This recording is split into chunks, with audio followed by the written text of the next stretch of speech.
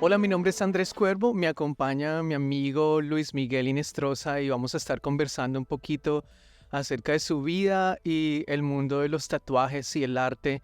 Así que bienvenido Luis Miguel, gracias por venir. Gracias. Nos conocimos y yo dije, no, el arte de Luis Miguel es, o sea, bacanísimo, me encanta. ¿Cuál es como como tu especialización en el arte? ¿Cómo se llamaría eso que te especializas? Mi estilo es como el estilo etching, Etching, que en español sería como que que es como la representación de los tatuajes según la técnica del grabado. el Y grabado. el grabado Bacano. tiene muchas técnicas y muchas formas de hacerlo, pero la que siempre me ha llamado la atención es punta seca y linóleo. Luismi, háblanos un poco acerca de como colombiano, tu pasado, tu niñez, que quizás me gustaría saber en qué momento fue que te empezó a apasionar el arte visual. Perfecto, entonces yo siempre he sido, digamos, muy afortunado porque desde que tengo conocimiento o uso de razón, estoy sumergido en el arte 100%. Mm, Mis padres siempre me inculcaron el arte, siempre me apoyaron en todo, me dijeron que lo que quisiera hacer que fuera artístico, contara con ellos para lo que fuera. Entonces, más o menos desde los 5 años empiezo a pintar figura humana, me meto a clases de óleo y tengo como varios profesores que eran parte como del colegio en donde estudié y fue pues como una experiencia muy gratificante porque fue un proceso que desde que me conecté con el arte nunca paré. mm. Siempre seguía haciéndolo, siempre estaba explorando, haciendo arte en general, porque me gustan muchas técnicas, muchos estilos, y no solamente es que dibuje o pinte, sino que ha sido un proceso bastante explorativo. Ujú. Entonces pienso que ha sido importante como tener todas estas bases para más adelante llegar a ser lo que soy ahora, que es tatuador Ujú. e ilustrador. eh, y sí, así que como empecé. Me parece interesante que en tu niñez hubo gente que no solamente fueron tus padres, sino maestros y esas personas que te animaron y te inculcaron en el arte. Hubo gente que tal vez te dijo, no, no, no, eso de artista se va a morir de hambre o no se meta por ahí. Claro, claro, o sea, digamos los compañeros y todo, los profesores y todo, yo fui una persona muy vaga en el Sí. colegio y Vaga. en el sentido en que me mantenía dibujando. Oh, Entonces, ok. todas las tareas y todo, yo en los libros y todo, estaba haciendo un garabatico, un dibujo, una línea, mi nombre, intentando hacer caligrafía. Entonces, siempre ha sido como un proceso como evolutivo bien amplio, porque han sido como muchas cosas que he explorado. Mm. ¿Hiciste alguna vez de esos dibujos de cuadro a cuadro en los cuadernitos que se van a Claro, utilizar? esos me Sí. encantaban, o sea, eso era mis clases de matemáticas, ciencias y todas las materias que no me gustaban, eran clases de arte para mí.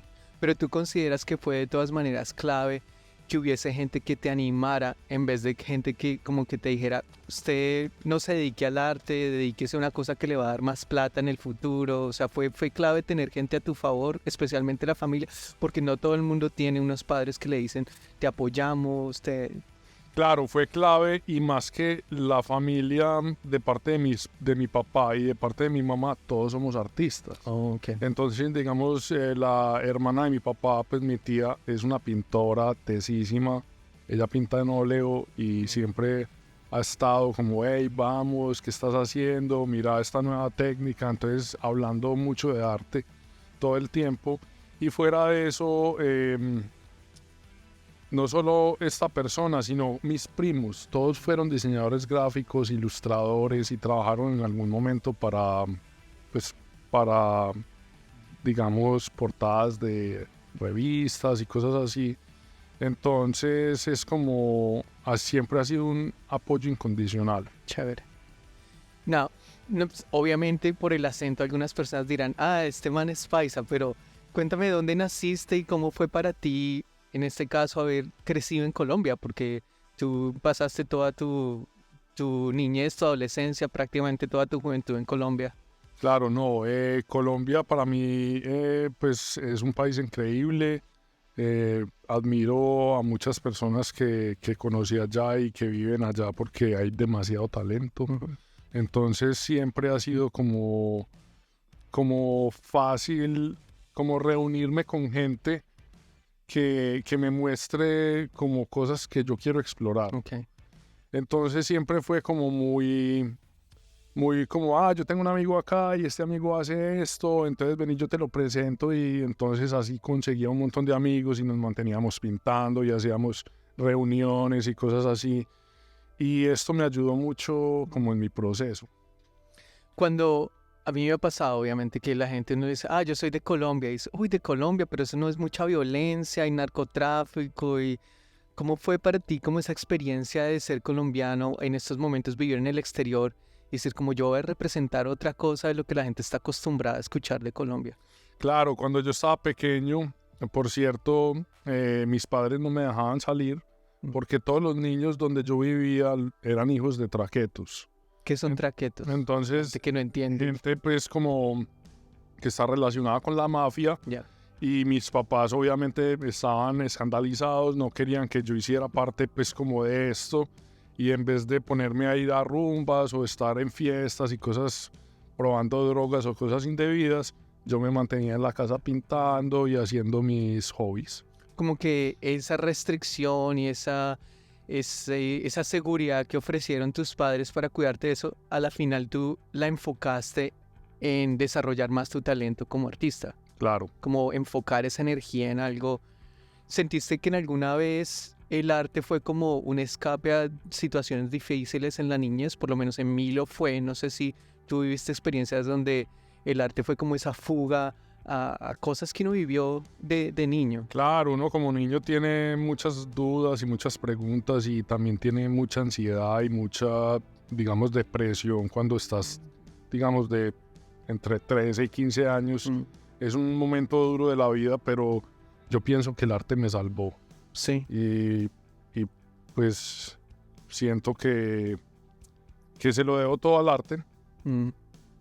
Un ejemplo así como que tú puedes decir, mira, experimenté esto y si yo no hubiera estado enfocado en el arte, en lo que me gusta, hubiera sido muy diferente mi vida.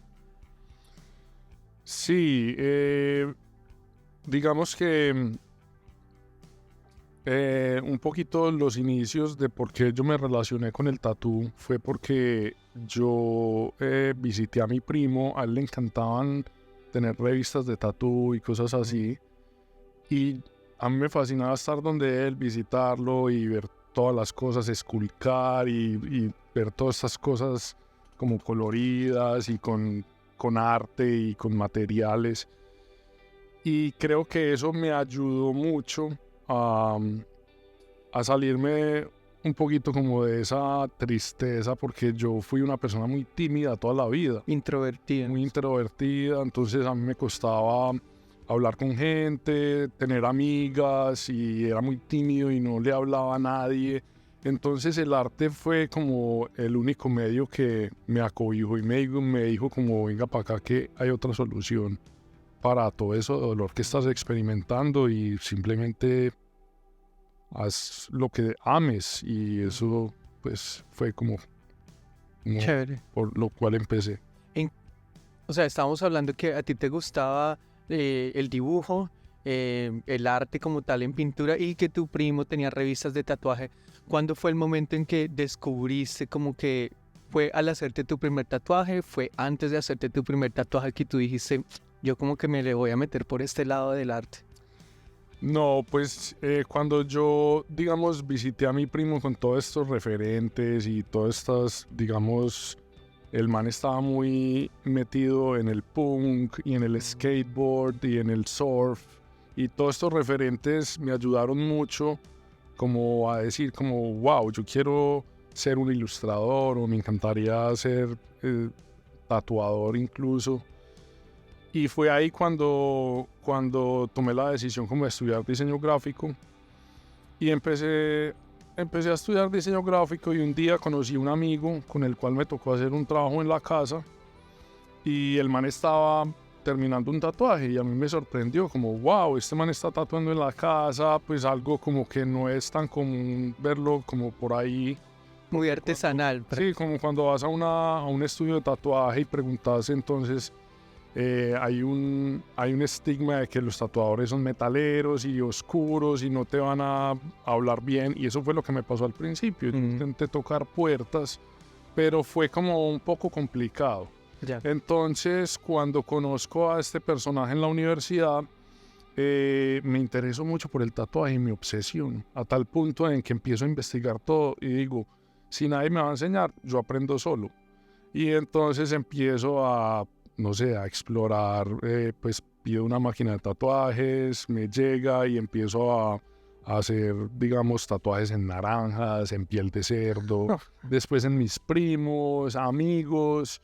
Y en un momento que estaba tan obsesionado y que no tenía clientes al principio, que digo como, bueno, quizás la oportunidad de salir a buscar, yo quiero ir a tatuar y mirar quién se deja. Y por esos días como que me animo a coger el carro y parar en ciertos semáforos de la ciudad y preguntarle a la gente, oye, ¿te quieres tatuar? No. Gratis. Entonces la gente, sí, de una, me quiero hacer un escudo de fútbol o algo así. Y esto me ayudó mucho, digamos, a practicar y a ser constante. Ya. No había como un riesgo, porque a veces cuando la gente se está tatuando, o sea, si viene alguien y me dice, ¿te quieres tatuar? Ya aquí gratis. Yo digo, pero este man, ¿qué? O sea, ¿qué me va a hacer? ¿Quién es este man? ¿De dónde viene? Esto está limpia la aguja. No sé, a veces hay tanto estigma y tanto riesgo acerca del tatuaje. ¿Cómo manejaste tú eso en ese momento donde no era como tan oficial? Claro, como yo había hecho como toda una investigación acerca del tema de cómo funcionaban pues las máquinas, las agujas, cómo se esterilizaba, todas estas cosas, yo empecé a pedir todo esto y tenía un estudio en mi unidad. Pues yo vivía con mis padres y ellos tenían un pequeño cuarto de hobbies abajo, en el parqueadero. Entonces yo cojo este cuarto de hobbies y lo adecuo y le pongo pues una mesa de dibujo, una camilla, cuadros. Y claro, cuando llevo a la gente allá a mi estudio y les digo, vea, es que... Ya es más oficial, más sí. serio. Claro. No es como en la cárcel ahí con la aguja y el esfero. Es como en la casa, pues como, ay, sentate en la cama, ven y yo te tatúo. No, fue un poquito no tan profesional, pero en cierto modo la gente confiaba. ¿Y cuál fue tu primera? ¿Empezaste directo a trabajar con alguien? ¿Hiciste un apprenticeship? ¿O cómo fue cuando ya te vinculaste y ya empezaste como a ver que es una profesión a largo plazo? Bueno, entonces yo, digamos que mi hermana tenía una amiga de ella, la cual en ese momento tenía un novio que era un tatuador tesísimo de la ciudad. Entonces ella me dijo, si quieres yo te contacto con él para que vayas, lo visites y se conozcan. Y así fue, yo fui a la tienda de él, me le presenté, pues nos conocimos, me tatué con él. Incluso cuando me estaba tatuando yo ya había empezado a tatuar y todo, entonces le preguntaba cosas técnicas. El man fue siempre muy abierto conmigo y me enseñó muchas cosas. Y más adelante, cuando yo ya llevaba más o menos unos 3 años tatuando en mi propio estudio, como más experimental, como más haciendo clientecitos, cositas pequeñas, líneas finas, ahí es cuando nos hicimos buenos amigos y más o menos pasó un año o unos 6 meses para que él me dijera, pues una vez me llamó y me dijo, oye, un tatuador mío se acaba de ir y se va por mucho tiempo. Quiero que tú empieces acá la próxima semana. Y así fue como yo empecé en una tienda que se llama Sailors and Mermaids, que queda en Medellín. En este momento ya tiene 2 sedes. Okay. Es una tienda bien reconocida y fue como bien gratificante trabajar allá. Conocí muchas personas, muchos tatuadores alrededor del mundo que nos visitaban, que hacían guest en la tienda. Y sí, así fue como... ¿Pero a ti te contrataron inmediatamente o tuviste que pasar un proceso para ser uno de los tatuadores de planta? No, a mí me contrataron inmediatamente porque yo ya había tenido la amistad con esta Claro, persona. la experiencia desde unos 6 meses atrás o un año. Y ahí fue cuando él dijo, no, como, bueno, empieza a trabajar. Y entonces ahí empezamos a compartir un montón de cosas, como el man un poquito corrigiéndome desde el punto de vista técnico, desde como la composición. O sea, no fue como ser un aprendiz como se hace de la forma correcta en los Estados Unidos, pero fue un proceso muy similar. Okay. Fue un proceso muy similar, tomó muchos años porque yo trabajé en esta tienda 7 años. Siempre estuve firme hasta que al final quise como irme porque quería abrir mi propio estudio y tener la experiencia. Claro, crecer ya a otro nivel. Sí. A veces uno pasa un tiempo en un solo lado y como que se convierte en el techo y pega uno ahí al techo y quiere salir un poco más allá. Tú mencionaste algo y es que el proceso de aprendiz que tú pasaste en Colombia, que no fue como que tan estricto, lo que sea, es muy diferente al que es en Estados Unidos. ¿Cuál es esa diferencia? Claro, no, en Estados Unidos es mucho más estricto porque no te dejan tocar una máquina a no ser de que ya tengas todo el conocimiento de cómo se calibra una máquina, cómo funciona la máquina, armarla y desarmarla al revés. O sea, tenés que saber todo lo técnico. Y fuera de eso tenés que dibujar todos los días, mostrar tus bugs, estar como muy encima de hacer flash, de proponer ideas. Y fuera de eso tienes que limpiar el estudio, pero no es pago.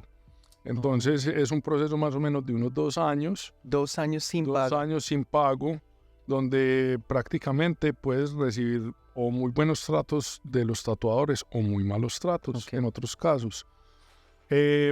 Así se forman la mayoría de tatuadores alrededor del mundo y pues más la gente que ahora es pro. Pero también hay mucha gente que empezó como yo y que tiene pues digamos el talento está en sus venas y simplemente es explotar ese talento. ¿Y hay algún tipo de entrenamiento en la parte, porque es que no solamente es un arte, sino que también involucra trabajar con el cuerpo, esa mezcla de la tinta con la sangre, el conocimiento de los músculos del cuerpo humano? ¿Hay algún tipo de entrenamiento que los tatuadores reciben con respecto como a esa parte de salud y de anatomía o es muy empírico? Es muy empírico, ya, o sea, últimamente ya hay de todo. O sea, en el mercado ya ahí encuentras todo tipo de cursos, de explicaciones, pero en el pasado fue como muy empírico y muy como que la gente lo tenía que explorar por sí solo para llegar a ese nivel. Hoy en día es mucho más fácil, está el alcance de todo, solamente pagas y ya tenés toda la información. Pero antes era un poquito complicado porque aún así tuvieras amigos tatuadores, ellos no te compartían la información. Entonces te hacían hacer errores como, no sé, voy a dar un ejemplo, como, oye, ¿cómo hago esta línea para que quede sólida? Entonces me respondían, no, hay que poner la máquina fuerte y hay que hacerla rápido y duro. Y pues muchas veces es todo lo contrario, es como que no hay necesidad de usar la fuerza, no hay necesidad de hacerle duro, pero son como esas trampas que están ahí en el camino, esas piedritas en el zapato que de alguna forma u otra las aprendes a distinguir y aprendes a que tenés que vivirlo desde una experiencia propia para empaparte en lo que es todo este mundo y el arte del tatuaje. Y continuando con esa parte de la historia, háblame de tu primer tatuaje. ¿Cuál fue tu primer tatuaje de esa experiencia? Entonces mi primer tatuaje me hice un Space Invader, que es estos muñequitos pues como de Pac-Man, relacionados así. ¿Por qué me lo hice? Pues me parecía un diseño como muy sólido, como muy fácil de distinguir, minimalista. Era mi primer tatuaje, la verdad no tenía como una idea muy clara de lo que me quería hacer y quería simplemente algo pequeño que me abriera la puerta al mundo del tatuaje. ¿A qué edad fue eso? Eso fue a los 17 años. 17. Sí. ¿Y te lo hiciste tú mismo o alguien más? Lo fui, pues pagué y me lo hicieron, pues en la calle así, no conocía al tatuador, nada, pero fue como, ay, me quiero tatuar, bueno, chao. Dicen que es como esa primera vez, te marca y de ahí no hay vuelta atrás. Sí, porque aún así, digamos, Es un proceso doloroso, Ok. pero aún así como el ver que tenés una cosa nueva en tu cuerpo, que no necesariamente es un objeto o que es algo material, es una cosa que dice algo de vos. Entonces tener eso y solo tener uno te hace sentir que estás completamente vacío. Entonces, claro, acá comienza como esta adicción de la que la gente habla, que es como que cada vez quieres otro más. Ya. Pero no es simplemente como por llenarse y ya, no, es como también la manera de contar historias, la manera de cómo te relacionas vos con el mundo, cómo te relacionas vos con el arte.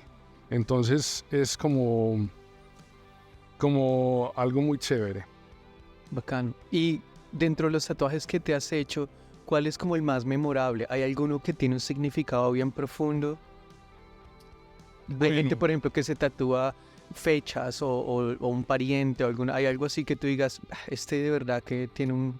Bueno, sí, claro, tengo varios pues en mente, pero ahora el que más, digamos, me llama la atención o estuve como más orgulloso de tener en mi cuerpo fue este tatuaje que me hizo Ross Abbott. Ujú. Y pues cuando conocí a este tatuador y pues empecé a visitar su tienda y estar como ya con otro tipo de gente más experta y más pro, me sentí como muy orgulloso tener como ese tipo de tatuaje y más como que, hey, vení, yo me quiero tatuar con vos, haceme lo que vos querás, pero basado en este estilo que es lo que me gusta de lo que haces.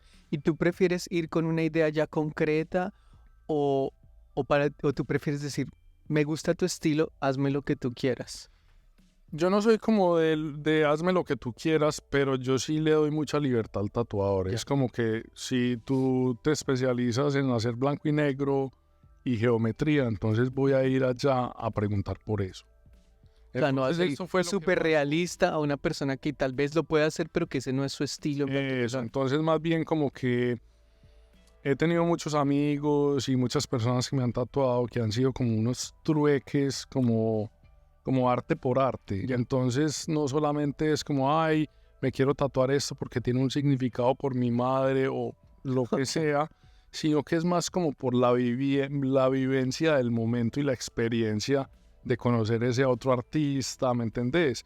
Entonces cuando yo me acuerdo de mis tatuajes, me acuerdo de esos momentos Ujú. y me acuerdo de lo que estaba viviendo. Entonces es muy chévere como tener muchos tatuajes que representen mi vida contada como desde el punto de vista de los tatuajes. Chévere.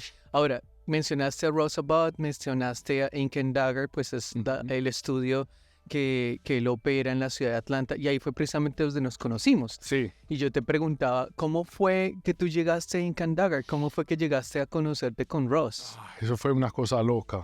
La historia detrás de esto es increíble porque pues mi familia ha vivido en Atlanta por lo menos 25 años. Y yo tenía, pues, digamos, mis tíos tienen 3 hijos, o no, tenían 3 hijos. 2 de ellas, pues, aún viven y el tercero, pues, murió. Pero el tercero, que fue mi primo preferido, o sea, mi hermano prácticamente, eh, teníamos muy buena relación y en algún momento, más o menos en el 2015, lo visité a ver él cómo seguía en el proceso, porque había tenido pues como unos problemas anteriores de comportamiento. Y bueno, lo visito y como que empiezo a estar con él, lo tatúo a sus amigos. Y uno de sus amigos tenía una gran colección de tatuajes en su cuerpo, de Ujú. diferentes artistas alrededor de Atlanta. Y entonces, claro, cuando yo lo tatúo y ve pues el resultado y todo, dice como, uy, este man pues no es cualquier Sí. aprendiz, porque yo ya en ese momento llevaba por ahí unos 5 años tatuando. Entonces, Todavía estabas en Medellín, sí, yo entonces. estaba en Medellín, pero yo estaba haciendo una visita así cortica, rápida, visitando a mis tíos, diciendo hola. Y cuando tatúo al amigo de mi primo, me contacta con Ross. Me dice como, oye, ¿quieres conocer a mi amigo? Él tiene una tienda y él pues obviamente es una persona muy abierta y es muy teso. Y yo, bueno, dale. Entonces empiezo a ir a esta tienda un par de días, conozco al dueño y me dice como, oye, ¿por qué no haces un guest? Pues te quedas una semana, trabajas con nosotros y ya te conocemos y bacán. Y eso fue lo que pasó, o sea, me quedé una semana, trabajé una semana y finalmente antes de irme programé el tatuaje que más me gusta, Sí. que es como ese tatuaje que yo siempre había deseado tener con este artista en específico. Y de ahí en adelante ya es como venga cuando quiera. Wow. O sea, Entonces, esa apertura, esa confianza. pero obviamente yo con esa timidez y todo, entonces yo decía, bueno, voy a esperar un añito, le vuelvo a escribir en un año a ver qué me responden. Pero siempre me tuvieron las puertas muy abiertas. En algún momento, entre esos que fueron más o menos unos 8 años que pasaron, vine más o menos unas 7, 8 veces.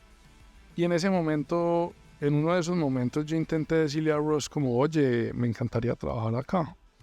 Pero él me dijo como, no, yo pienso que es algo que es difícil, que es muy costoso, no se puede hacer.